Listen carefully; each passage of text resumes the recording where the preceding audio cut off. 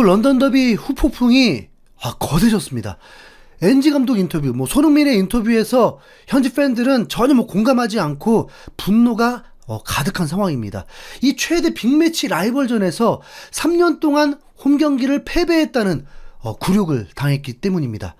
비하인드 영상에서는 사카가 아파하면서 라인 밖에서 걸어 들어가려고 할 때 토트넘 팬들이 살기등등한 채로 욕설이 쏟아지고 당장이라도 뛰쳐나와서 폭행을 저지를 듯한 분위기였습니다.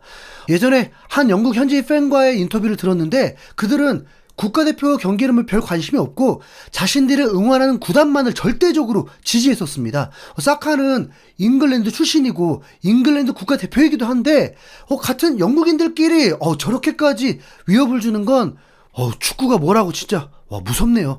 그때 상황은 팬들이 분노할 만했습니다. 0대 0으로 흘러가는 상황에서 단 한 번의 코너킥을 허용했는데 마갈량이스의 강력한 헤딩으로 실점을 하면서 패배할 상황이 되어버렸거든요. 토트넘이 공격만 해도 모자랄 시간에 사카가 그라운드에 주저앉으면서 경기를 지연시켰다고 생각했기 때문입니다. 어쩌면 아스날의 득점이 없었다면 그렇게까지 강한 반응이 나올 리도 없었겠죠.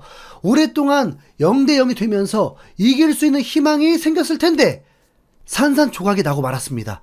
아스날의 득점 상황에서는 완벽한 득점 같지만 전문가들은 이 장면에 대해서 비판적인 시각을 가지고 있었습니다. 첫 번째는 비카리오가 그 정도는 좀 나와서 펀칭을 해줬어야 한다는 거였죠. 게리 네빌은 수비수 출신이라서 수비수들은 골키퍼가 골문에서 막아주는 것을 바라고 있지 않고 볼의 위치를 파악해서 캐치하거나 펀칭을 하길 원하기 때문에 비카리오의 소극적인 플레이가 원흉이 되었다고 했고, 그리고 로메로가 마갈량이스를 막하고 있었는데 그를 놓치면서 마갈량이스가 밀었던 순간에도 그냥 당하기만 하면서 결국 실점을 했는데 엔지 감독은 집중력 부족이라고 했고, 한 축구 레전드는 그 순간 넘어졌다면 달랐을 것이라고 했습니다. 로메로는 이 경기 평점이 가장 좋았던 선수이기도 했지만 단 한 번 마갈량이스를 막지 못했습니다. 그런데 경기 후에 로메로, 마갈량이스의 이 장면은 사실 다른 부분에서도 비교가 되었던 일이 있었습니다. 아르헨티나 TYC 스포르트 소속의 가스톤 에둘 기자가 소셜미디어를 통해서 토트넘을 비판을 했습니다. 뭐라고 했냐면 토트넘이 아스날에 또 패했다. 싸우러 온 게 아니라 디테일에 관한 이야기다. 토트넘은 책임자들의 결정에 따라 구단의 자체적 계획이 없이 선수들을 국가대표팀에서 복귀시킨 리그의 유일한 구단이다. 이 때문에 토트넘 선수들은 아스날 선수들보다 휴식 시간이 적었고 유리한 고지를 내줬다. 로메로는 열이 있는 채로 뛰었다. 라고 폭로성 글을 올린 것입니다. 와, 진짜. 로메로가 누구에게 얘기를 했는지는 모르겠지만 로메로는 컨디션이 좋지 않은 상태로 이 경기를 뛰었던 거죠.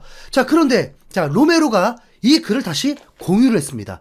그게 무슨 뜻이겠습니까? 간접적으로 토트넘 구단의 불만을 드러낸 거죠. 얼마 후에 로메로는 다시 글을 내리긴 했지만 이 상황은 이미 영국 매체들도 인지를 했고 모든 화살이 구단을 향하게 되었습니다. 왜냐하면 아스날은 이번 시즌에 우승을 위해서 모든 것을 쏟아낼 각오가 되어 있는 상황이었습니다. 스트라이커 자리를 채우진 못했지만 2년 동안 선수 영입에 엄청난 공을 들이면서 수천억을 쏟아부었습니다. 그런 투자를 하는 이유는 그만큼 간절함이 있다는 거죠. 아스날의 예상치 못한 부상자가 속출하자 구단은 비상이 걸렸고 A매치 기간까지 있어서 리스크를 최대한 줄여야 했습니다. 이 토트넘 원정을 넘어서야만 목표를 향해 계속 나아갈 수 있다는 것을 알고 있었기 때문에 선수들의 최상의 컨디션이 꼭 필요했습니다. 그래서 선택한 것이 브라질 국가대표인 센터백 마갈량이스를 국가대표 경기가 끝난 후에 전세기를 뛰어서 런던으로 복귀를 시켰습니다. 아스날에도 국가대표 선수들이 당연히 있지만 대부분 유럽인들이었고 비유럽인 중에 주전은 마갈량이스밖에 없었습니다. 브라질은 1차전을 홈에서 에콰도르를 상대했고 2차전을 파라과이 원정길을 떠났습니다. 마갈량이스는 이 두 경기 모두 풀타임을 소화했다고 합니다. 그런데 파라과이에는 런던으로 직항도 있지 않기 때문에 상파울루로 경유해서 런던을 가야 합니다. 그만큼 마갈량이스의 컨디션이 회복되기에는 너무 부족하죠. 하필 이 작전이 대성공을 거두면서 마갈량이스가 북런던 더비 주인공이 되었습니다. 정말 운명의 장난처럼 말이죠. 로메로는 콜롬비아 원정이었습니다. 로메로도 손흥민만큼 힘든 일정을 소화했습니다. 부에노스아이레스까지 거리가 비행시간만 14시간입니다. 거기다 2차전 콜롬비아전을 치르기 위해서 다시 6시간, 7시간의 비행기를 타야 했습니다. 그리고 알아서 뭐 티켓 끊어서 런던으로 복귀를 했죠. 와, 진짜 없던 욕도 나오겠습니다. 이미 2년 동안 패배하면서도 정신 못 차리고 아스날과 이렇게 비교되는 선수 관리를 하니까 망할만 하죠. 로메로는 토트넘 구단에 소속되어 있는 걸 만족을 했었지만, 로메로는 토트넘보다 훨씬 대단한 빅클럽들이 러브콜을 보내고 있는 상황입니다. 그만큼 중요한 선수고, 엔지 감독도 로메로는 최고의 선수일 뿐만 아니라 팀에서 우승에 대해서 제대로 경험해본 선수로서 매우 중요한 선수임을 강조했었습니다. 그런데 이렇게 혹사를 당하는 일정의 빅매치를 앞두고도 아무 조치가 없었다는 건 정말 무능함의 극치죠. 이건 엔지 감독에게도 문제가 있습니다. 아르테타 감독은 맨시티라는 빅클럽부터 코치로 있었고, 아스날도 빅클럽이다 보니까 이런 부분을 충분히 인지하고 경험이 있어서 구단에 요구를 충분히 했을 수 있습니다. 엔지 감독 레벨에 전세기를 생각이나 했겠습니까? 스코틀랜드 J리그에서 중요한 경기 앞둔다고 선수를 위해서 전세기 띄울 생각이나 했겠냐고요.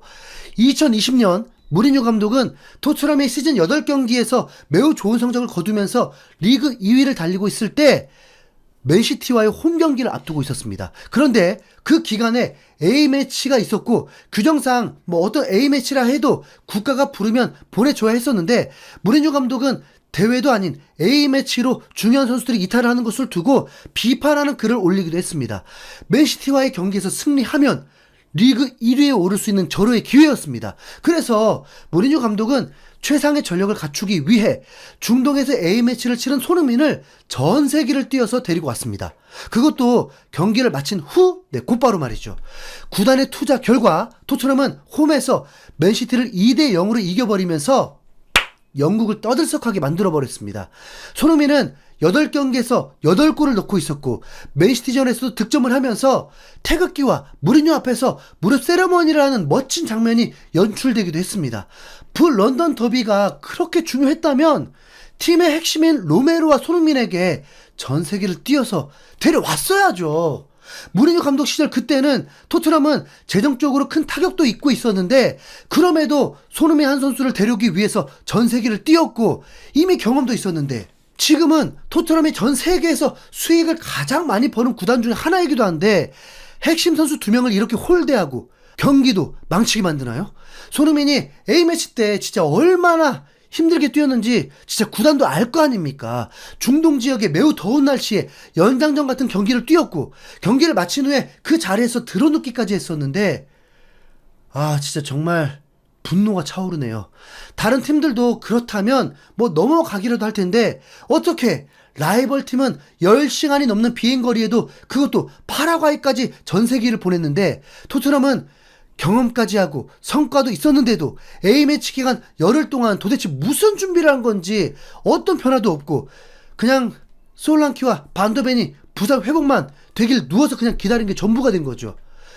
와, 진짜 체력적인 문제는 양쪽 다 똑같다고만 생각했는데 이렇게 디테일에서 차이가 있었다니, 와, 진짜 경기 면에서도 세밀함이 아니라 팀을 운영하는 면에서도 세밀함이 진짜 너무 떨어졌네요. 진짜 흥민아, 진짜 이래도 토트넘이 좋은 것이냐? 진짜. 이상 분노해버린 흰순고리였습니다. 진짜 열받네요.